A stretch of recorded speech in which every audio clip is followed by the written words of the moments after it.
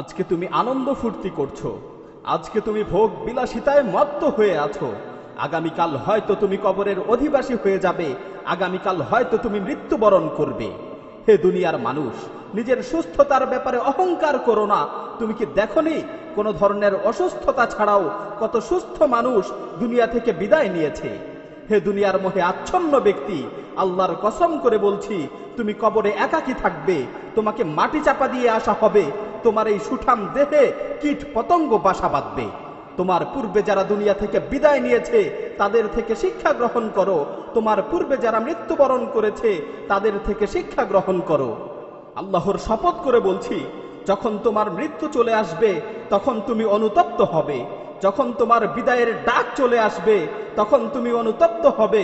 আল্লাহর কসম, তুমি সেদিন নামাজ না পড়ার কারণে অনুতপ্ত হবে, তুমি সেদিন অনর্থক কাজে সময় নষ্ট করার কারণে অনুতপ্ত হবে। আমার প্রতিপালকের কসম করে বলছি, তুমি সেদিন নামাজ না পড়ার কারণে অনুতপ্ত হবে, তুমি সেদিন সময়ের অপচয় করার কারণে অনুতপ্ত হবে। কিন্তু সেদিন তোমার এই অনুশোচনা কোনো কাজে আসবে না। তুমি আফসোস করতে করতে চিৎকার করে বলবে, রব্বির জিউন, রব্বির জিউন লাআল্লি আমালু সালিহান ফীমা তারাকতু। হে আমার প্রতিপালক, আমাকে দুনিয়াতে আবারও ফিরে পাঠাও। হে আমার প্রতিপালক, আমাকে দুনিয়াতে আবারও ফিরে পাঠাও। হে আমার প্রতিপালক, আমাকে দুনিয়াতে আবারও ফিরে পাঠাও, যাতে করে আমি দুনিয়াতে যে ভালো কাজগুলো করে আসতে পারি। আল্লাহ তাআলা তখন তোমাকে লক্ষ্য করে বলবেন, কাল্লা, কখনো না, তোমাকে আর কখনোই দুনিয়াতে ফিরে পাঠানো হবে না। অন্য আয়াতে এসেছে, যখন মানুষ ভালো কাজ করার জন্য পুনরায় আবার দুনিয়াতে ফিরে আসতে চাইবে তখন আল্লাহ তাআলা বলবেন, আওয়ালাম নুআম্মিরকুম, আওয়ালাম নুআম্মিরকুম মা ইয়াতাযাক্কারু ফীহি মান তাযাক্কার ওয়া জাআকুমুন নাযীর ফাযুকু ফামা লিয-যালিমিনা মিন নাসীর। আমি কি তোমাদের দীর্ঘ জীবন দেইনি? আমি কি তোমাদের দীর্ঘ জীবন দেইনি? সেই সময় কারো যদি উপদেশ গ্রহণ করার ইচ্ছা থাকতো তাহলে সে অবশ্যই উপদেশ গ্রহণ করতে পারত। তোমাদের কাছে সতর্ককারীরা এসেছিল, তোমরা সেই সময় তাদেরকে অবহেলা করেছো। সুতরাং জাহান্নামের স্বাদ আস্বাদন করো। আজকে জালিমদের জন্য কোনো সাহায্যকারী নেই। সুতরাং সময় থাকতে পাথেয় সংগ্রহ করো, জীবিত অবস্থায় তওবা করো, জানাজার খাটে শোয়ানোর পূর্বে নিজেকে শুধরানোর চেষ্টা করো।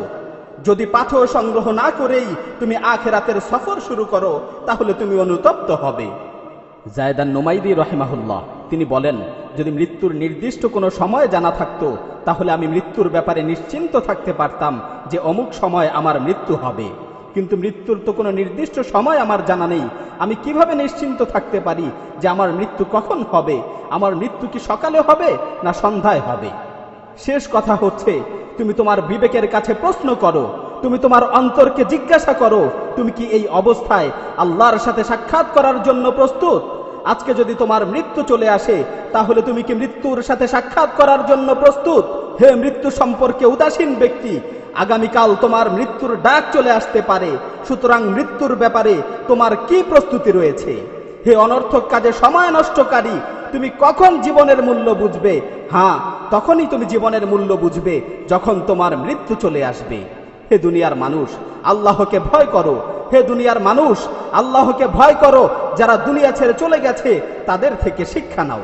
পরিশেষে আল্লাহ সুবহানাহু ওয়া তাআলার কাছে ফরিয়াদ করছি, হে আল্লাহ, আমাদেরকে আপনার দ্বীনের উপর চলার তৌফিক দান করুন, আমাদের মৃত্যুকে সহজ করুন, অন্ধকার কবরের ভয়াবহতা থেকে আমাদেরকে রক্ষা করুন, কিয়ামতের কঠিন মুহূর্তে আমাদের হিসাব নিকাশকে সহজ করুন। রব্বানা আতিনা ফিদ দুনিয়া হাসানাহ ওয়া ফিল আখিরাতি হাসানাহ ওয়া কিনা আযাবান নার। হে আল্লাহ, দুনিয়া ও আখিরাতে আমাদেরকে কল্যাণের জীবন দান করুন এবং আমাদেরকে জাহান্নামের আযাব থেকে রক্ষা করুন।